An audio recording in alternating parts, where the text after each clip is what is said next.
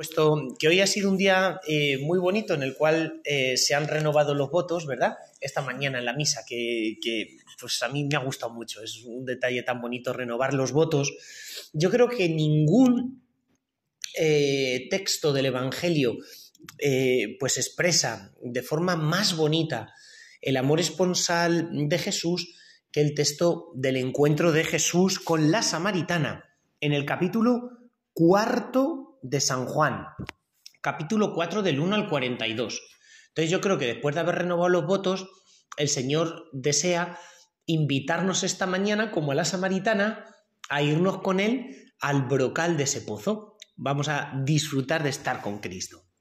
Dice Jesús, llega a esta aldea, a Sicar, y entonces los discípulos van a comprar comida y Él se queda. ¿Por qué se queda Jesús? Porque Jesús conoce las cosas de antemano. Y como Jesús conoce las cosas de antemano, Él ya ve lo que nadie más ve, que se va a encontrar con esa mujer. Una mujer que además es muy curioso, que va a mitad del día, a la hora de más calor, a por agua. Con lo cual tú intuyes que va por agua en el momento en el cual nadie la ve. Porque tiene algo que esconder, tiene algo que le avergüenza interiormente, tiene algo que le avergüenza. Pero fijaos, la mirada de Dios no es como la mirada del mundo. El mundo cuando nos mira nos juzga. Y nosotros, cuando nos miramos a nosotros mismos, en el fondo también nos juzgamos. ¿Por qué?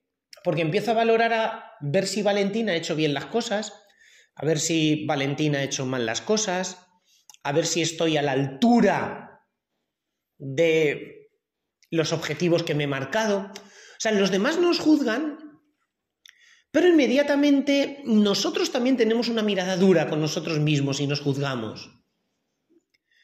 Solo hay una mirada que libera al hombre, y esa es la mirada de Jesucristo. Porque nos mira con un amor tan infinito, un amor que ni el mundo nos tiene, ni nosotros nos tenemos. Es un amor infinito.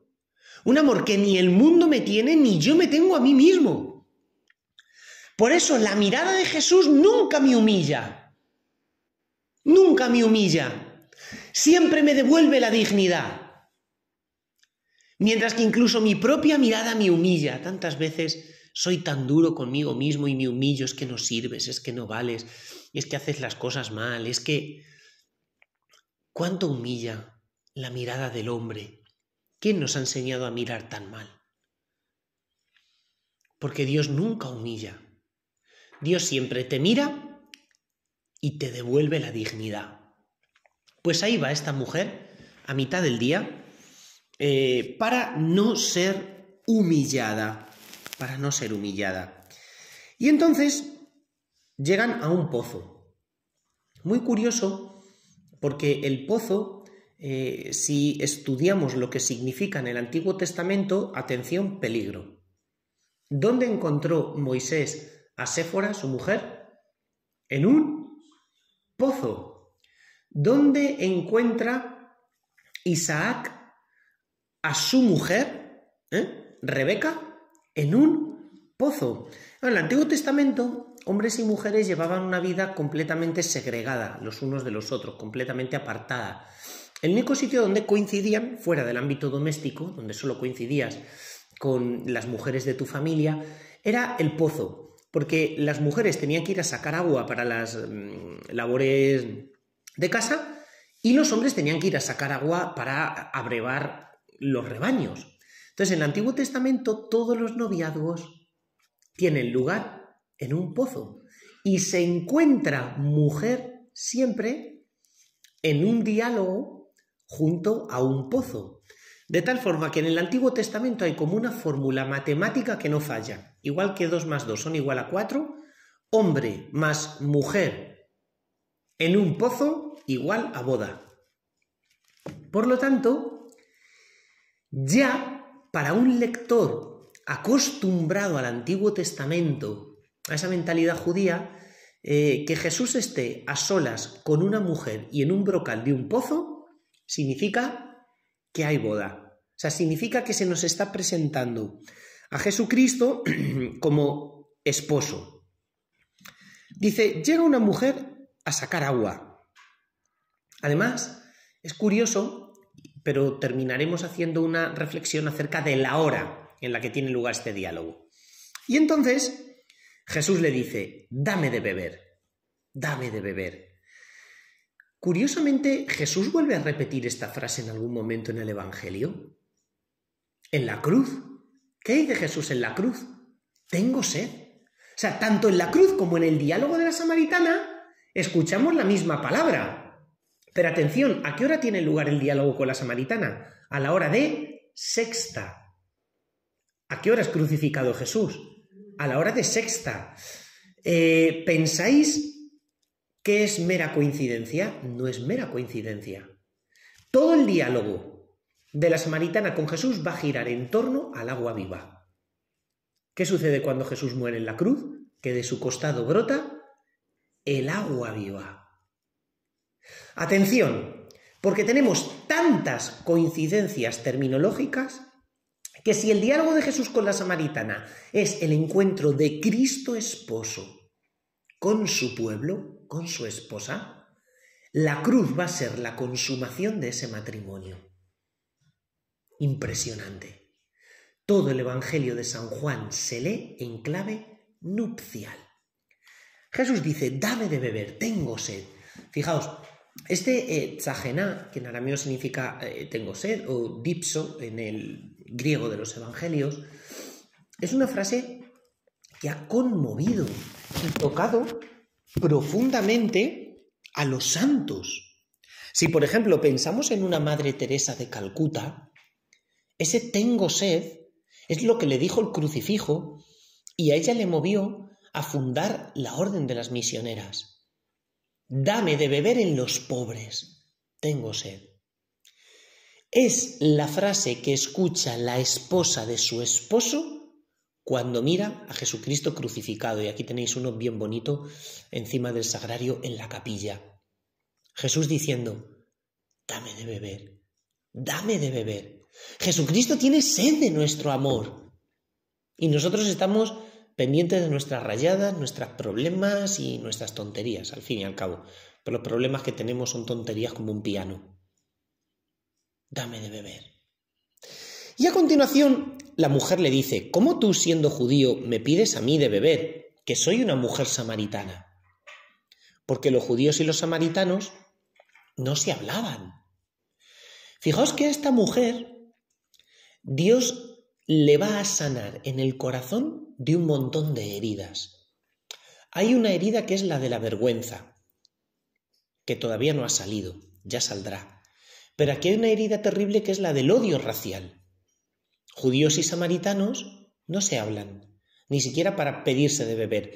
Me llevaría mucho tiempo explicar esto y la historia de desencuentros entre un judío y un samaritano, pero los judíos no consideraban que los samaritanos fueran gente de fiar porque étnicamente se habían juntado con otros pueblos que no eran de sangre judía, a tal punto que cuando en época de Esdras y Nehemías los samaritanos quieren enviar limosnas y ayudar a reconstruir el templo de Jerusalén que había sido arrasado por Nabucodonosor, el general del imperio neobabilónico, los judíos dicen que no. De los samaritanos no aceptan ni las limosnas. O sea, tú imagínate, os vamos a ayudar a construir el templo, quédate con tu dinero y ni me ayudes a mover una piedra. O sea, ¿hasta qué punto el odio racial no acepta ni obras de caridad venidas de otra persona? Tremendo. Dice, si conocieras el don de Dios y quién es el que te dice, dame de beber, tú le pedirías a él y él te daría el agua viva. Fijaos que aquí es muy curioso. En San Juan hay una técnica exegética que es la de la ironía. En San Juan el Evangelio y los diálogos de Jesús se construyen utilizando como herramienta literaria la ironía. No sé si alguna vez la habéis escuchado, pero lo vais a entender. Siempre hay dos niveles de significado. Jesús hablando de las realidades del cielo y la gente captando las realidades de la tierra. Un mismo lenguaje, pero no se entiende cuál es el lenguaje. Con lo cual, se genera una ironía. ¿Qué es la ironía? Cuando yo digo algo, pero lo que digo tiene doble sentido. Entonces hablo con ironía. Fijaos el diálogo de Jesús con Nicodemo. Te aseguro, si no naces de nuevo no tienes vida. Y Nicodemo, ¿pero cómo puedo volver a nacer? ¿Puede un hombre volver al vientre de su madre? Jesús está hablando del bautismo, del nuevo nacimiento. Pero Nicodemo, ¿qué está entendiendo? Lo otro. El que no come mi carne y no bebe mi sangre no tiene vida en mí. Y la gente que está escuchando, ¿qué está entendiendo?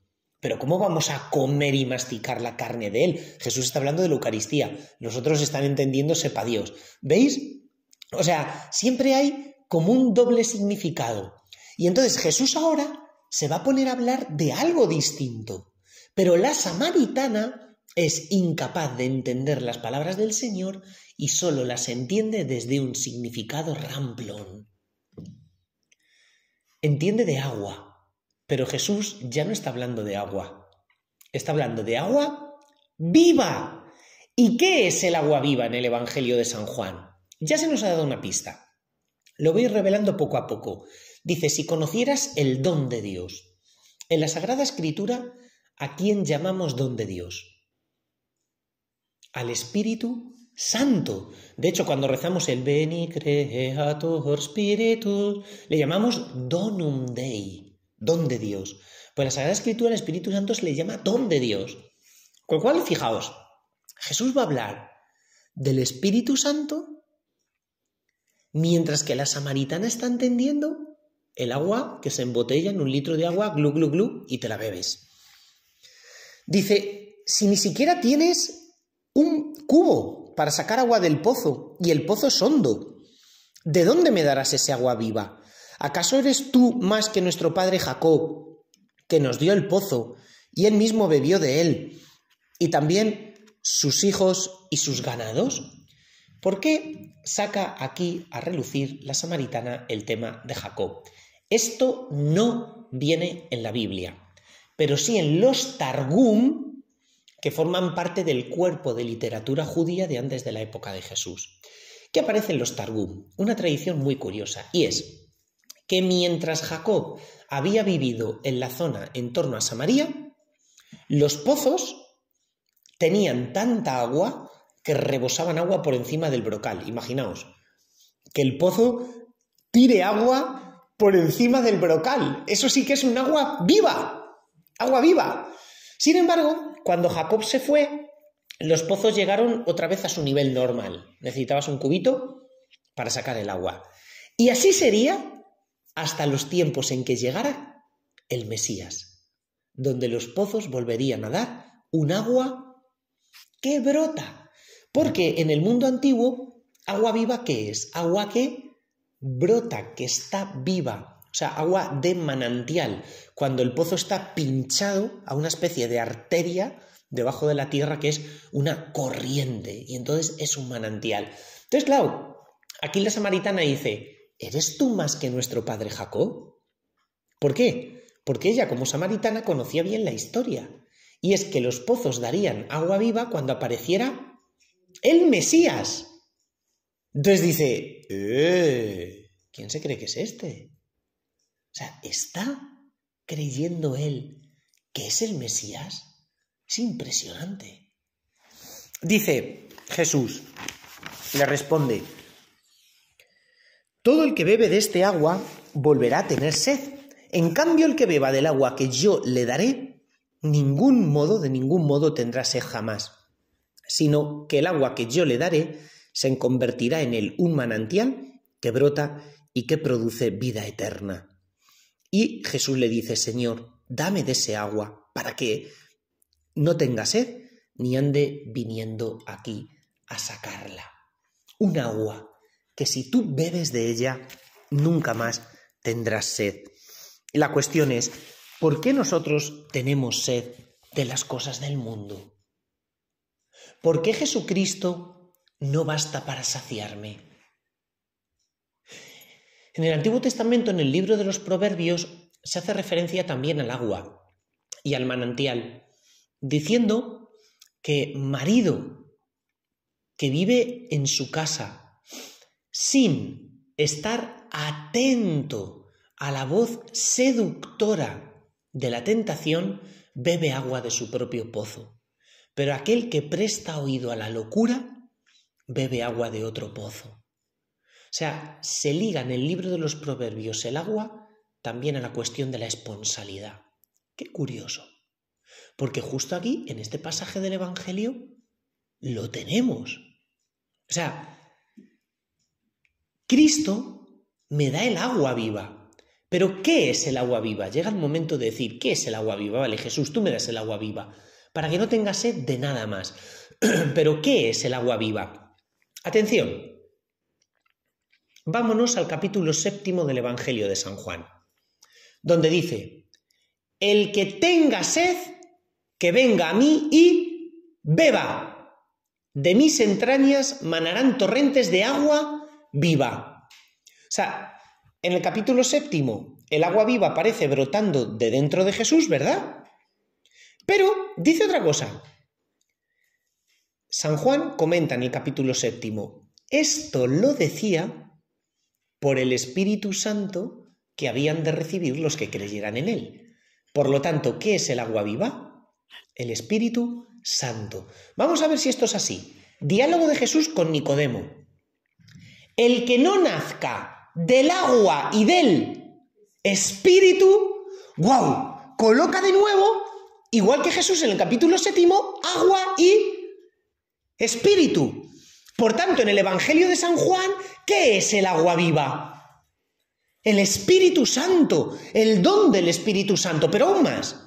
Cuando Jesús muere en la cruz, San Juan emplea una fórmula muy rara para decir que Jesús murió, tan rara que en toda la literatura antigua no existe. En toda la literatura griega de la época no existe. Cuando alguien muere dices, y se murió. Pero San Juan dice, entregó el Espíritu. Y al punto que brota del costado de Jesús, agua y sangre.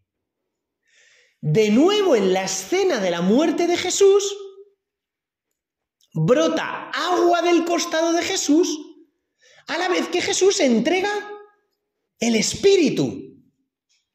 ¿Qué quiere decir esto entonces?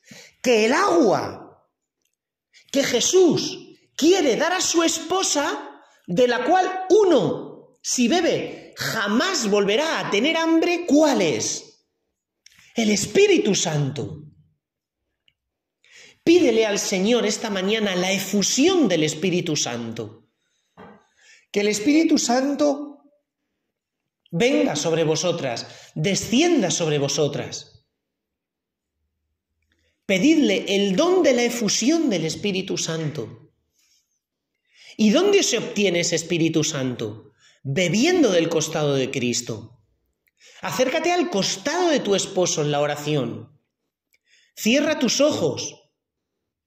Cierra tus ojos al lado del sagrario y contempla el corazón de tu esposo abierto de par en par, porque él te quiere dar el Espíritu Santo, que es el agua viva, como ha quedado demostrado en el Evangelio de San Juan, porque aquí en el diálogo con la samaritana no dice que sea el Espíritu Santo, pero en el resto del Evangelio, cada vez que se menciona la palabra agua, se liga al término espíritu. Y quien bebe de esa agua ya nunca más va a volver a tener sed. ¿Por qué? Porque Jesús es el Mesías. Y como Jesús es el Mesías, su venida va a producir lo que produjo la aparición de Jacob en el territorio de Samaria. Es decir, que haya sobreabundancia de agua. El mundo se muere de sed.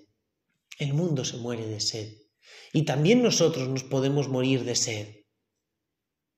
¿Recordáis que empezamos los ejercicios espirituales diciendo que podemos ser como una nevera? Almacena comida, pero no se alimenta de ella. ¿Por qué no vamos a beber del costado abierto de Cristo, que nos quiere, nos ama, se preocupa por nosotros a un nivel tan grande y tan bonito? Costado abierto de Cristo. Pero a continuación, Jesús le dice a la mujer: vete, llama a tu marido y vuelve aquí. La mujer le responde: no tengo marido. Jesús le dice: has dicho bien, pues has tenido 5 maridos y el que ahora tienes no es tu marido. Eso lo has dicho de verdad. Y la mujer dice: veo, Señor, que eres un profeta. Alguien que no te conoce absolutamente de nada y que te muestra su vida al 100%. ¿Qué es esto? ¿Qué significa esto? Mirad, la samaritana tenía una herida más profunda todavía que la del odio racial. Y era la herida del afecto, la herida de los afectos. Había ido pasando por las manos de muchos hombres. Pero atención, están en Samaria. ¿Por qué judíos y samaritanos no se hablaban? Con la conquista asiria del reino del norte de Israel, los asirios habían deportado a la población del reino del norte de Israel a Asiria, y las ciudades antiguamente judías abandonadas los habían repoblado con gente proveniente de 5 provincias distintas del imperio asirio. Al ser repoblados, cada una de estas personas que provenía de estas 5 provincias del imperio asirio había llevado a Israel sus propios dioses. Con lo cual, esto es increíble, los samaritanos habían caído en la idolatría y tenían ¿cuántos dioses aparte de Yahvé? 5 más. ¿Cómo se le llamaba a esos dioses? Los Baales. Y el término Baal significa marido. La historia de la samaritana, que ha pasado con 5 maridos y el que ahora tiene no es su marido, es la historia también del pueblo samaritano, que tiene 5 dioses y ahora adora también a Yahvé, porque habían construido un templo en lo alto del monte Garizim. Tenían 5 dioses y ahora también adoraban a Yahvé, pero Yahvé no era su marido. Igual que la samaritana había tenido 5 maridos, pero con el que estaba ahora no era su marido. O sea, en el fondo, el pueblo samaritano y la samaritana tienen el mismo pecado, que es el pecado del adulterio espiritual. Físico en el caso de la samaritana, espiritual en el caso del pueblo, porque se habían ido con la idolatría. Y Jesús viene hoy, esta mañana, a reconquistar el amor de su esposa, sanando toda infidelidad y juntándose contigo en el brocal de ese pozo para renovar su alianza nupcial contigo en este día tan especial en que tú has renovado tus votos con Él. Jesucristo viene en esta mañana a renovar su alianza nupcial contigo, como lo hizo con la samaritana. En ese momento la samaritana dice: veo que eres un profeta. Atención, porque esto es la traca. Los samaritanos no creían, en la inspiración de toda la Biblia, sino solo en la inspiración del Pentateuco, de los 5 primeros libros de la Biblia. Solo tenían por inspirados el Génesis, el Éxodo, el Números y Deuteronomio, Levítico y Deuteronomio, solo esos. En esos libros, en Deuteronomio, aparece una profecía acerca del futuro Mesías. Moisés, antes de morir, dice que algún día Dios suscitaría un profeta como él, poderoso en obras y palabras. De tal forma que los samaritanos, apoyados en el capítulo 18 del libro del Deuteronomio, creían que cuando el Mesías apareciera, sería sobre todo un Mesías profeta. ¿Cómo se presenta aquí Jesús? Mesías profeta. ¿Por qué? Porque de nuevo, igual que con los Reyes Magos, la estrella, Jesús utiliza el lenguaje que ella entiende. El lenguaje que ella entiende. Porque esperaban un Mesías profeta. Nos damos cuenta cómo Jesús es tan delicado que emplea el lenguaje que yo entiendo. porque si no, de ninguna otra manera me podría adherir a Él. Y entonces emplea mi corta capacidad para entender, pero me dirige una palabra directa y clavada al corazón.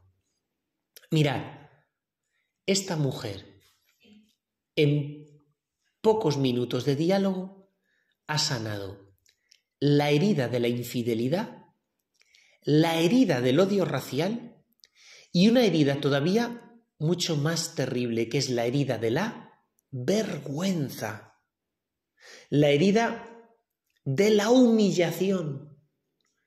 Y ahora vuelve de nuevo a Sicar, a la ciudad, a decirle a todo el mundo que ha encontrado al Mesías. O sea, la que salía a plena luz del día, cuando más calor hacía, para no ser vista, ahora no le importa ser vista por todo el mundo. ¿Veis cómo Jesús cura nuestras heridas? ¿Por qué arrastras tantas heridas? ¿Por qué no se las pones al Señor para que el Señor te cure?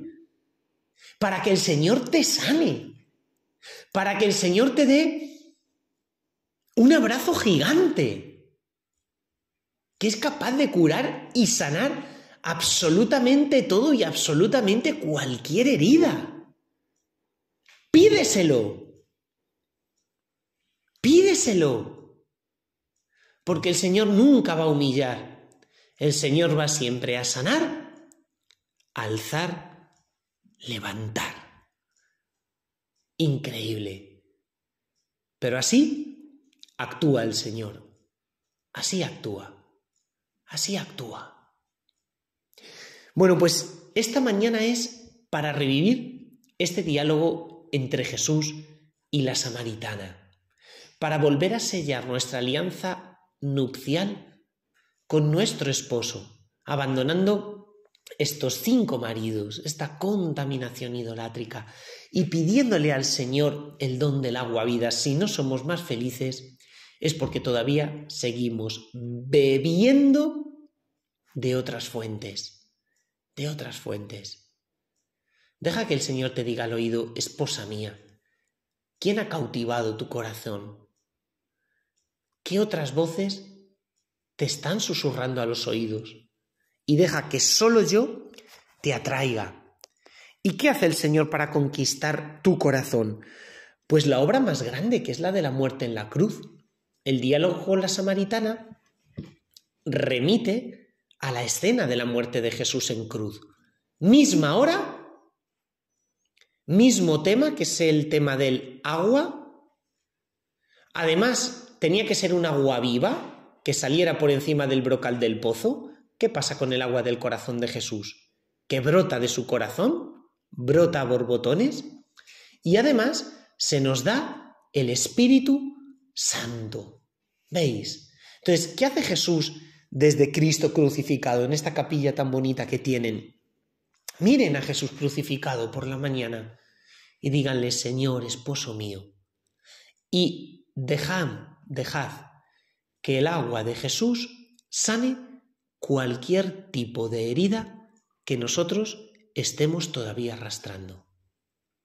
Y no solo eso, sino que de nuevo dejemos a Jesús que vuelva a manifestar a las claras su amor, para que ese amor capture por completo mi corazón y no quiera ya otra cosa sino vivir abandonado en los brazos de mi esposo, renunciando a cualquier otro amor, a cualquier otra cosa que nunca me va a quitar la sed. De todo lo otro que nosotros bebamos, sucede como con la Coca-Cola. Te quita la sed, pero a los 5 minutos vuelves a tener sed otra vez. Solo el agua cura la sed. Pues vamos a pedirle: Señor, solo tú curas mi sed. ¿Por qué quiero ser yo amada, estimada? ¿Por qué quiero yo tantas cosas? Si al final tú eres el único capaz de curar la sed que yo tengo de todo. Gloria al Padre y al Hijo y al Espíritu Santo, como era en el principio, ahora y siempre, por los siglos de los siglos. Amén.